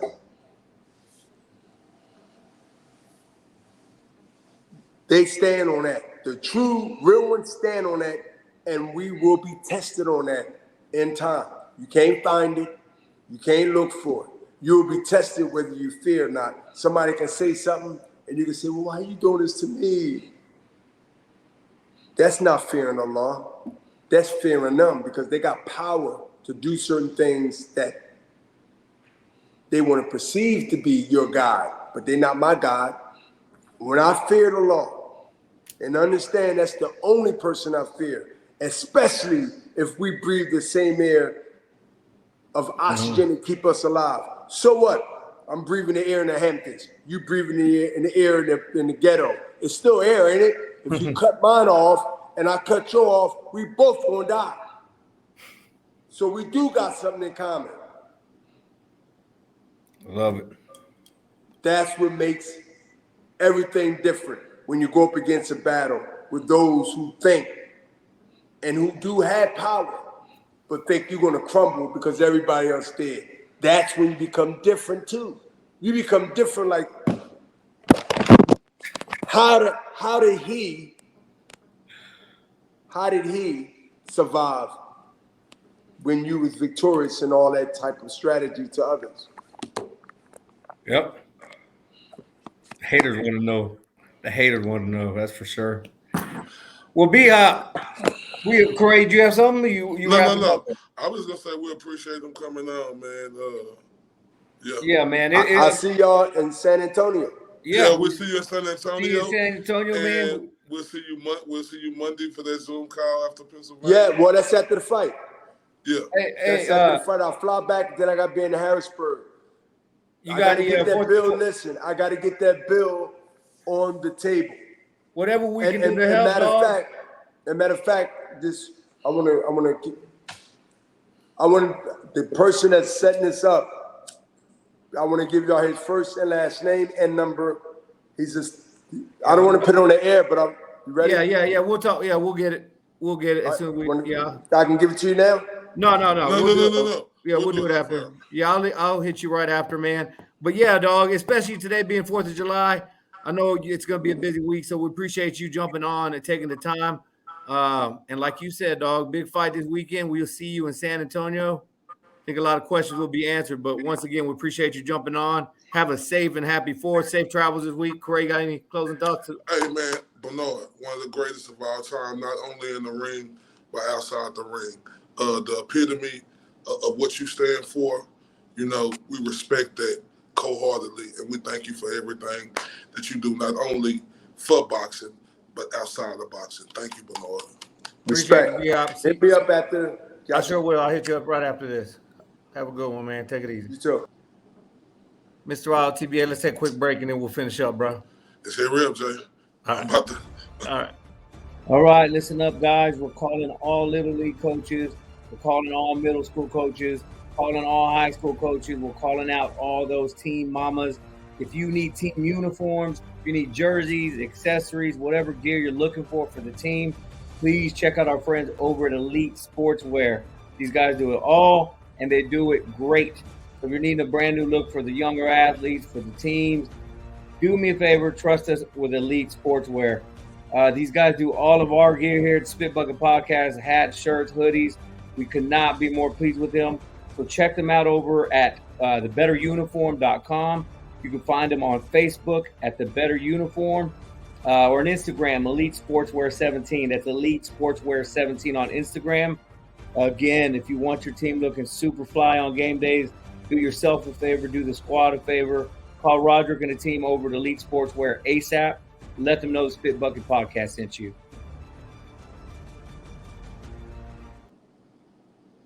Salute. Yeah, check out our homies over at Elite Sportswear, thebetteruniform.com. Correct. Great interview, dog. Great work today with the Hall of Famer, a legend on Independence Day. Don't get better than that, dude. Man, hold up. Man, Bernard, everything with boxing needs to be about, It's a lot more things I wanted to ask him, but we'll get to ask him that on Monday. One thing we forgot to say, rest in peace to Antoine Eccles. He passed away on July 2nd. Bernard brought him up. Bernard fought him 3 times as a mandatory. And rest in peace to that guy, man. He was a real warrior inside that square circle. So, no doubt, man. Our condolences is to his family. R.I.P. to Mr. Eccles. Hey, any plans for 4th of July, Corey? Oh, no, man. I'm finna just chill. I got a question for you. If I had a gun up to your head and say, hey, you're going to have to go toe-to-toe with Joey Chestnut eating hot dogs. Homeboy ate 62 hot dogs just a little bit ago. How close would you come? 6 or 7. In 10 minutes, how many could you eat? 7. I don't think you do. I'm gonna hold you to it. We're gonna do a split bucket challenge. Well, we're gonna have to do that. I don't know, maybe 7 hot dogs in 2 minutes. I don't know, cause they got them big long ass hot dogs. Yeah. I don't know. You probably right about 1 or 2 maybe. You know my old choking ass ain't gonna get no hot dogs in. But cool, hey, great. The family, man. Likewise. I tell them much love from Mr. RTBA Correct. You know, Bradshaw. You know how we coming, man. All right, dog. I'll see you later this week. Got a big weekend. Take it easy, homie. Salute. This is JJ Solomon. This Correct Bradshaw, Mr. RTBA. Mr. These boys can't touch me on my worst day.